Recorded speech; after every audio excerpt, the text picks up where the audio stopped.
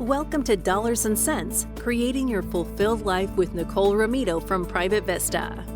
In this podcast, we draw from years of experience as well as guest specialists to help you create the life you imagine. Join us in this journey as we enlighten and empower you to align your lifestyle to help you achieve your goals with a clear picture of your future. Now, let's get to the show.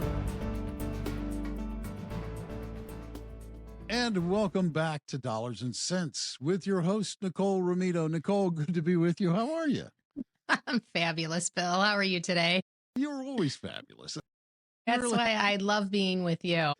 Oh, the feeling is very, very much mutual. I can assure you with great honesty. So what are we talking about today? Yeah, today I'm super excited. We are celebrating Women's History Month for the month of March. And we also have our own special day on March 8th of International Women's Day. Personally, I think every day and every month should be celebrating women. But as we all know, still work to do. And to do that, we have the first of two episodes. So today in studio with me, super excited to have AJ Goehle joining me. And really going to have, I think, what's going to be an interesting conversation. I know when I was talking to her, just completely flipped the script for me on how I think about a museum. Typically, at least for me, what comes to mind is learning about our past, or if you're traveling, it's a great way to try to learn about local culture. But AJ is going to share with us how she approaches museums. And really what she does with her team is to create an imprint experience, looking to maybe inspire a career in a younger person, help create a sense of empathy for the culture or perhaps past events with the attendees, and also changing the path of someone's life. Her main theme for museums is what can you be and where can you go? Really just makes me so much more excited for museums. So that's what we're going to talk about today. Welcome in, AJ. Thanks for joining me. Thanks for having me. So excited to be here with you all. Yeah, this is going to be a great conversation. Before we jump into that, let me give our listeners a little bit of background about you.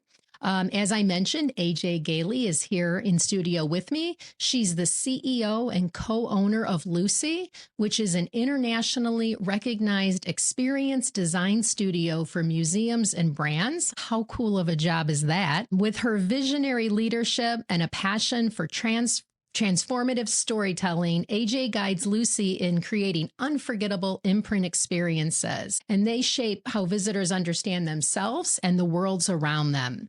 She believes that the most powerful experiences do more than inform, by shifting perspective, sparking emotion, and leaving a lasting mark.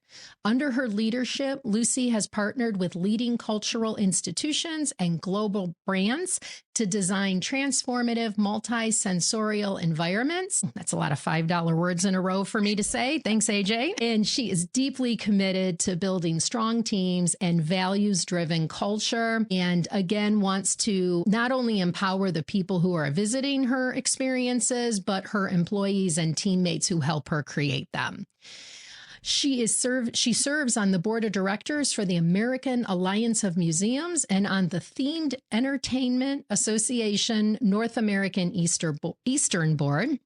And she has twice been named a global top 50 museum influencer by Blue Loop, and her TEDx talk, Leaving Imprints, the Transformative Power of In-Person Experiences, which reflects her passion for the enduring impact of thoughtfully designed in-person experiences. Wow. I'm guessing, do you sleep like 5 minutes a night, AJ? This is incredible. Thank you. Yeah. Thank you for the nice introduction, Nicole. Absolutely. I think it really sets the tone for why we're featuring you here during Women's History Month. And I think it's just going to be a great conversation for hopefully as the younger people, not only the young women, but just younger people in general who are listening to this. I love your backstory about how you got to where you are today, because it really is a concrete example that you don't just move from point A to point B in a linear line. So can you maybe start off with a little background of your growth story and how you got to be the co-founder and co-leader of Luci? Yeah, thank you. I started my career even before I went to college and just being inspired by going to museums as a kid growing up. And one of the amazing things as you grow up and you have these opportunities to be exposed to the world through stories and these amazing institutions and resources is just learning. Mm-hmm. And I remember being a young kid and even being in like the Field Museum in Chicago and seeing the giant, like Sue the T-Rex dinosaur and just being in awe, like that was a real dinosaur standing in front of me. And I went back to school and I talked about it with my teacher, and being able to just connect learning about dinosaurs and history and artifacts and being able to have been with that authentic object, talk about it in school, really inspired me to say, I think I want to do this someday. So having gone to school to learn about design, I knew I wanted to focus on the museum side of it. And so coming out of it, my first job was actually in a museum. I got to work at the Museum of Science and Industry in Chicago. Love it really it. was just like the dreamiest job for a kid that was just graduating from Absolutely. science. And, coming out of that, being able to work there first, learning a lot about being on the floor and visitor experience and even how visitors interact with space was just a great, great, great opportunity. I went then and transitioned into sports and entertainment design and learned a lot about fan experiences and how you think about connecting brands to story and also Major League sports. So that was just a great another track as well. But as you reflect back and you're a young person trying to do amazing things, very ambitious at the time, I realized that I missed that feel good work of telling stories to inspire people. So I started a company with my partner, and there was two of us then, and I think I was 26 years old. We've grown the company to now over 40 people and 3 offices coast to coast, Seattle, Chicago, and New York. And through that, I realized with someone with a design degree, I didn't know how to run a business. I didn't know what tools I needed to actually make sure that we could be sustainable. And so I went and got a toolkit. I went and got my MBA while I was building Luci and was able to really use that toolkit in practice as we've gone through our growth. And so here we are today. That's amazing. I mean, you certainly packed a lot into your early 20s. So kudos to you. But that's the time to do it, right? Because you don't know what you don't know. And you certainly have a lot more energy at that point in life. Yes, for sure. And I think you're not really afraid then either. Right. Right. You're risk averse because you're just like, well, whatever happens, happens. And I have time to pivot if I need to. Absolutely. That is amazing. So why don't, I know as you and I were talking about prepping for this episode, one of the things where we were, just trying to find some commonalities, right? I think as humans, you always want to find how can we connect? Where do we overlap? What kind of threads interweave us together? We were talking about the term wealth. As you know, and our long-term listeners know, Private Vista is a wealth management company. And we wanted to talk about, the wealth that you and your company are helping create for museums. And I love where, you came to, and we kind of came to the connection there is a cultural wealth. And personally, I think that is just as important, if not more important than money. Money is an ends to the means, but really, what are you doing with your money and how are you really just kind of enriching your overall life? So let's talk a little bit about that from the cultural wealth perspective. Yeah, and I want to be careful about using the term cultural wealth as like a coined term because it means something completely different than the way that we're positioning it here today. Fair enough. We can talk about the wealth of culture that it brings to communities, and I think, and what experiences do. And I think there's just something amazing about not just how experiences look or feel, but what experiences do. And what they do is they unlock things for communities economically. They shift people's behaviors and how they're going to see themselves in the world and what they're going to do and how they're going to be thinking about how they act. And they change communities. And really, as you think about these imprint experiences that we're creating, we're using that to inform and change how communities are influenced or impacted by those institutions. One of the interesting pieces that you and I talked about, Nicole, even prepping for this, was about the data that we've seen about the role that museums play in our culture in our country. And the American Alliance of Museums did this great survey where they reached out to all of these different visitors or people that were coming into the museums in a collective study to understand what do people see as the role of museums in their communities and in their cities.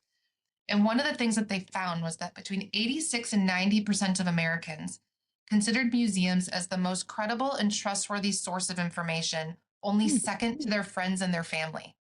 Oh, wow. That's Yes. fascinating. It is crazy. It's just crazy to think about that. Like that is number two right now when you think about where to get your information, where you learn about what's real and what's not, especially in this day and age. Yes. Yes. Very important.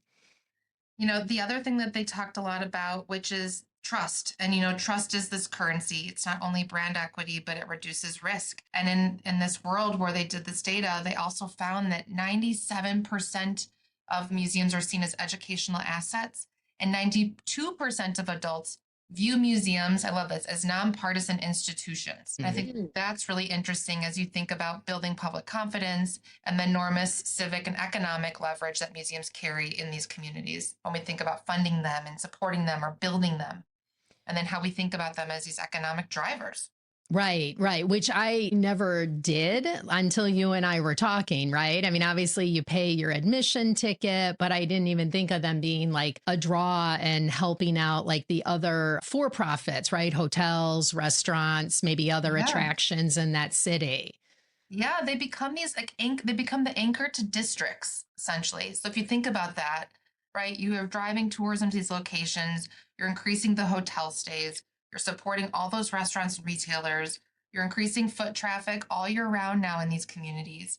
And so they start to strengthen this entire ecosystem that really helps to revitalize these cities and these communities that might not have had it or need that moment of kind of reinvention. Yeah, absolutely. And like you said, if they're looking at museums as a source of trust where they can get information that's, unbiased or nonpartisan, certainly in today's day and age, that's going to be a huge draw, I would think, for many people.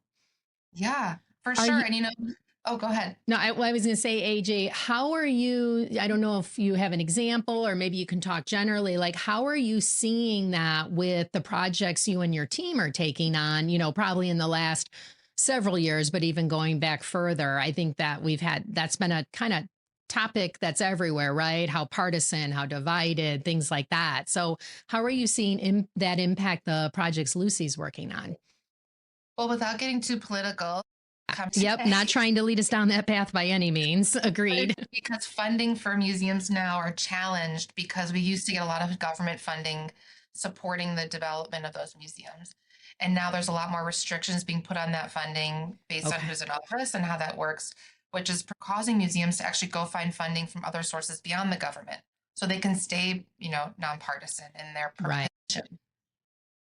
Yeah, absolutely. That makes sense. I can think certainly within certain cities or maybe certain topics that the museums are focusing on. So that is important. I think that is important too, that as we continue to evolve as a society, the changing of funding sources and right, I think that almost circles back to what we talked about at the top of the conversation is people coming together, and whether it's a sense of empathy or wanting to support the others in their community. So I'm sure that is, I shouldn't say I'm sure, I would think that's certainly putting a challenge on the museums, but maybe it makes us come out stronger on the other end. Oh, for sure. For sure. And it's always a cycle. Right. But there's also, we think about museums, there's like a capital M museum, which might be like something like a Smithsonian. Then there might be a lowercase museum that might be something more like a themed attraction that has a story to tell, or a destination that might be for profit, a cultural destination and attraction. And we actually just created a project, coincidentally, now that I'm on the financial podcast today, that actually opens today. Oh, yes. I did want to get to this. Please. Yeah, yes. Share. This is a really cool one. Called the museum. It's called MoMoney. And it's a great example of how the economic drivers and storytelling and visitor experience and imprint moments come together on a project to actually to tell a really great story and to make it accessible. So MoMoney is a 1,000 square foot immersive experience exploring how money works economically, socially, and behaviorally. And, as you think about a money museum, on paper, it could feel super intimidating or institutional. And we worked really closely with our clients to deliberately change that. I love that. Yeah, I know you were mentioning, it's trying to take away the scariness of money, make it a fun way to learn about it, because you're absolutely right. regardless of your financial experience, growing up, I always say everyone brings their stuff to the party and everyone has emotions about money. And it's usually a mixed bag, good and bad. And when you're thinking about something from an emotional perspective, it can be really easy to get flooded and overwhelmed and then just kind of shut down. So I love that they're trying to kind of take those barriers of entry down, make it fun, really come from the place I know you said where people don't need to have any type of financial background or fancy themselves an expert in that area. Oh, for sure. And actually, that was part of the creative brief with our clients was, traditional financial institutions and perceptions can feel exclusive, expert driven, or even intimidating. Yes. And the client team wanted to create the opposite. So as we worked through the design, we looked at things like using bright colors and arts and graphics, creating humor and bringing cheekiness into the language of how you talk about money, creating a lot of hands-on participatory experiences with interactivity that allow people to feel accessible and connected, and create and interact with all different dimensions of the financial world. I don't know if you want me to give you a few examples of those because there's some fun ones that I can talk about. I would love to hear a few because I'm already planning a trip down. I'm like, I want to go to Dallas to check this out. So give me a little preview. Sure. So, some of the experiences the team created are things like what even is money and how do you bring that historical context to that to understand how value and currencies changed over time. You get to even create your own currency where you get to choose imagery with even your face with different symbols and denominations on there. There's an experience where you actually get to go climb into a mine where visitors use black lights to uncover hidden money symbols and shapes in a Rocky Mountain environment. Very cool. There is an experience where you actually get to be a detective and catch the counterfeits. So you actually get to spot fakes versus real dollars and see if you can actually tell the difference. There's a heist experience where you actually get to climb through a laser maze and bust open Brinks trucks and go through and pretend that you're on the heist. And then there's even a fun interactive where you actually get to meet Zoltar-inspired fortune tellers that have gone white collar. And they predict your financial future and respond in real time to your wildest questions. Oh, that could maybe be our next hire here at Private Vista. I think, as you think about those examples of experiences, it really comes down to that we designed this for all ages and levels of financial familiarity. And really, financial literacy begins at feeling welcome. Because when intimidation drops, curiosity ripens. And when curiosity rises, engagement increases. And that really leads to understanding and building confidence. And that's how we're approaching all of our projects, whether you're a historian or you're very wealthy and understand how money works, or you come from an expert in a different industry. Of really making it accessible and relatable from the beginning. Yeah, I mean, you are talking my love language. I work with a lot of women who have lost their partner or spouse, either through divorce or death. And oftentimes, especially in longer term relationships, the traditional roles, their husband handled all the finances. And I know one of the things the other professionals I work with and my clients tell me is they're like, you make money fun. It's very serious doing financial planning, but I love it to your point. I'm like, I like to kind of make people laugh so they can let their guard down a little to be able to take in the information and then start to process it, absorb. And it's so rewarding and fun for me to see them start to blossom and flourish as we're working together going forward. So I couldn't agree more with the approach of making it fun and accessible, because whether you like it or not, money is it's a necessary part of life, right? So the more, and I know it's our after school message from when, at least when I was growing up, but knowledge is power, right? So yeah, I love that. Well, one of the other things I wanted to make sure we hit on before we wrap up today is, can you share a little bit? I loved how you were explaining the magic circles to me. Can we talk about that a little bit? I found that really fascinating. Sure. I don't know how relevant it is, but you can think about it in terms of any application in your life and changing the rules or creating the rules. Yes. Right. So as we think about our experiences and we think about the role of museums or bringing people together, we love to use this mindset around a magic circle. And a magic circle is a series of rules that have been created to make everybody at the same level and understanding that we're going to behave in a certain way and follow these rules when we're here together. And I think a great example of that is Disney. So if you go to Disney World, from the moment you walk into the gates of that park, you are stepping into a magic circle. And in that magic circle, everybody has already agreed that if you go buy Mickey Mouse ears and you walk around wearing them all day as an adult, that is normal. Yeah. You would never leave Disneyland and wear those Mickey Mouse ears out in public. But when you're in the magic circle in the confines of that space, everyone is wearing them, and you've all established that that is the normalized state. When you think about that, even in a museum environment or in our projects, we're always creating those magic circles to establish those rules, create those hands-on opportunities and engagement, and make sure we're meeting visitors where they are so that they can all come together and learn about something as a group. Yeah, I love that. I know it was maybe a little bit not connected, but I really wanted to have that shared with our listeners today. So thank you for indulging me. Before, I could sit here and talk to you all day. This has been so fun. Is there anything else you want to either share or highlight before we wrap up? I think, for all those people listening, I think just to think about museums in your communities and, as Luci thinks about museums, they're not these relics of the past. They're really these platforms of understanding the systems that shape our lives today. As we talked about today, they hold this level of extraordinary public trust. Yes. They're viewed as nonpartisan and by educational and overwhelmingly majority of Americans. They drive tourism and urban vitality. I mean, that is a critical piece of this, right? It's not just what's in the building, it's what's around it that's generating the economic climate that we're living in and the communities and the robustness of that. And they also just create this cross-generational civic space. So, I'm actually going next week. This is good timing to Washington, D.C. for Museum Advocacy Day. And I get to meet all day on Tuesday with different people from Congress and legislation about why the country needs to continue investing in museums.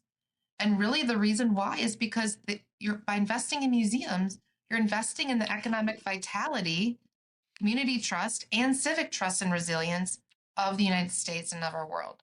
So if we design them strategically and unlock their full potential, they're going to use not only as a cultural infrastructure piece, but also an economic one for us too. Yeah, well, that certainly, I would think, would be the way to get through to Congress. I think how you're, pardon? You're going to nail it. I know it. So I might even have to turn on some of the news channels to see if you're headlined there. No, we will not be there. But. Okay. It's probably better. Yeah. Oh my God. Well, thank you so much, AJ. This was a wonderful talk, and I really appreciate you coming on and helping us highlight, as we said, International Women's Day and Women's History Month. So thanks. Well, thank you for having me. I appreciate the conversation and look forward to staying in touch. Yes, definitely. Yeah, this is a good conversation. I happen to love museums, AJ. I've gone through quite a few of them. And, I think most people, when they go into a museum, think that the experience just happens, that it's sort of like magic. And, clearly from listening to this conversation today, that's not true. There's an intention. There is a design to make it happen. Yes, absolutely. And a lot of people behind the scenes and experts in order to make it possible. Yeah, no, very much so. And the MoMoney exhibit sounds really, really fascinating. I know, doesn't it? Maybe we can do a field trip, Bill. Yes. And, I know you guys are editing this podcast, but we have some great pictures if you want to use them as we're talking to pop up in the recording. It's really a really beautiful design, and it shows, I'm sure, the amazing interactivity options that we have. That's fantastic. That's fantastic. Yeah. I have relatives in Dallas, so maybe I'll just come on. I have a sister, nephew. Oh, there you go. Yeah, you're giving me a reason to go to Dallas, AJ. It's not family oriented. And AJ, if any of our listeners want to be able to, check out Luci, like past projects you've done, I'm sure you'll have highlights of the MoMoney Museum on there. What's your website? Oh yeah, thank you. It's lucicreative.com, and it's spelled LUCI creative.com.